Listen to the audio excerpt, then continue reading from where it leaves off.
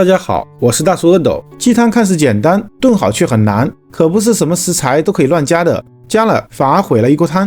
请您牢记3饭3不饭的原则，保证您炖出的鸡汤汤鲜味美，鸡肉不柴，最为滋补。那么炖鸡汤是应该用公鸡还是用母鸡呢？当然是老母鸡啦，最好别用公鸡炖汤，炖出的汤寡淡无味。这是我今天买的一只老母鸡，看上去并不大。通常而言，鸡的生产时间超过300天又下过蛋的话，就可以算是老母鸡了。看它的爪子比较粗糙又比较细，说明是有一定活动量的。闻起来味道还不错，没有什么腥臊味，肚子里面还可以看到不少未成型的小鸡蛋。很多朋友问我，炖鸡汤是整只鸡炖还是剁开炖呢？餐厅会选择整只鸡炖，出品漂亮，还能卖出好价格。家庭炖必然是剁成块更好，不仅炖煮时间更短，而且鲜味更容易释放出来，吃的时候还方便。我们先用厨房剪刀把鸡的脚趾甲剪掉，然后切掉鸡的屁股，上面有尾肢线和腔上囊，再去掉鸡脖子的皮，这些颗粒就是胸腺，是一种淋巴器官。最后把内腔里面残余的内脏抠干净。接下来用刀把鸡剁成块，剁大块一点，把剁好的鸡放入一个大盘里面，加入适量清水，把它清洗干净。那么炖鸡汤需不需要焯水呢？就我多年的厨房经验而言，正儿八经的土母鸡是不需要焯水的。但是现在我们一般人哪里买得到？即便买到所谓的土鸡，也不过是土鸡的种，生活方式还是圈养，吃的也是饲料，和放养的吃虫子的土鸡根本不是一回事，所以还是焯水的比较好。另外，如果鸡宰它后冷冻了，腥味也会比新鲜的鸡要重，焯水才能有效去腥。准备一大锅清水，鸡块冷水下锅，朝锅中加入几片生姜，加入一点大葱，开中火慢慢煮沸。炖鸡汤第一个不能加的就是料酒。料酒虽然有很强的去腥增香的效果，但是它是由黄酒、水、香辛料以及焦糖色制作而成。加了料酒不仅会影响汤色，还会掩盖鸡汤的鲜味。焯水的时候可以选择加一点优质的黄酒，或者什么都不加。水开后，我们用漏勺打去浮沫，继续煮3分钟的时间，就可以把鸡块都捞出来，倒入温水里面，然后用手把它们清洗干净。这里一定要是温水，千万别用冷水，以免鸡肉因为剧烈的温差变化，从而急剧的收缩，导致肉质脱水，吃起来就会口感发柴。洗净后倒出来，沥干鸡块表面的水分。如果您赶时间，可以用厨房用纸或者干净的毛巾把鸡肉擦干。等待的同时，我们准备一些炖汤的配料。炖鸡汤第二个不能放的就是八角、桂皮、丁香这一类味道很重的香辛料。那么哪些东西可以放呢？第一，可以放应季的水果、蔬菜以及菌类。这里准备了1根甜玉米和1根胡萝卜。甜玉米改刀切成小段，胡萝卜去皮后切成滚刀块，大小要比鸡肉块略小一点。常见的还有板栗、山药、桂圆、椰子、虫草花、香菇、木耳等10几种。第二，可以放干果和豆类，这里准备了30克干莲子，常见的还有红枣、核桃、红豆、芸豆、薏仁米等10几种。第三，可以放颜色和味道比较淡的中药材，中药材可以大大的增加滋补的效果，这里准备了10克枸杞和20克干百合，常见的还有人参、茯苓、当归、党参、黄芪、玉竹、芡实等10几种。这些食材都被称之为成料或者辅料，用量宜少不宜多，搭配的种类也要尽量简化。一般而言，3到5种的搭配就可以了。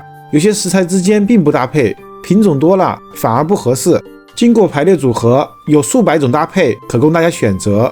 你也可以根据自身的体质选择合理的食材进补。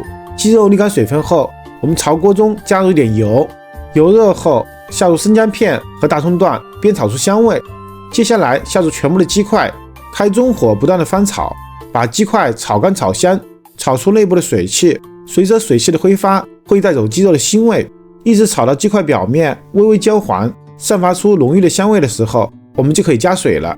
炖鸡汤第3个不能放就是绝对不能放冷水。炖鸡汤加的水一定是开水，因为加了冷水，鸡肉就会因为热胀冷缩，肉质缩紧，从而鲜味出不来，肉也就会变得很柴。我们酒店加的就是煮开的矿泉水，叫泉水鸡汤。客人们一听名字就感觉高大上，也乐于买单。其实这也不完全是销售套路，矿泉水不像自来水那样含有少量的氯合氟，还含有一些矿物质，煮出的鸡汤味道确实要略胜一筹。不过家庭加开水差别也不大，在自来水煮开的过程中，多余的氯和氟也就挥发了一大部分。另外加开水切记要一次性加够，炖鸡汤最忌中途加水，加水了鸡汤就不鲜，寡淡无味，颜色和浓度也会不够。所以我们宁可多一点也不要少一点，这个一般做一次就有经验了。接下来我们开大火把鸡汤煮至沸腾，水开后先不要加盖，就这样大火煮5分钟，翻遍鸡肉，把最后一点的腥臊味挥发掉。5分钟后我们盖上盖子，保持大火继续煮10分钟。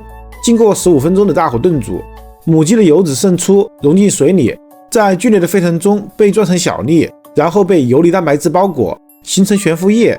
因为散色的原因，我们肉眼看上去就是汤变白了。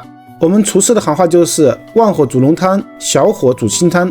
鱼汤、羊肉汤、牛肉汤变白都是同一个原理，这样汤喝起来会更香。大家也无需担心会长胖，因为鸡肉的脂肪含量要远低于其他肉类，所以偶尔喝几次鸡汤的热量可能还没有一次喝大骨汤的热量高。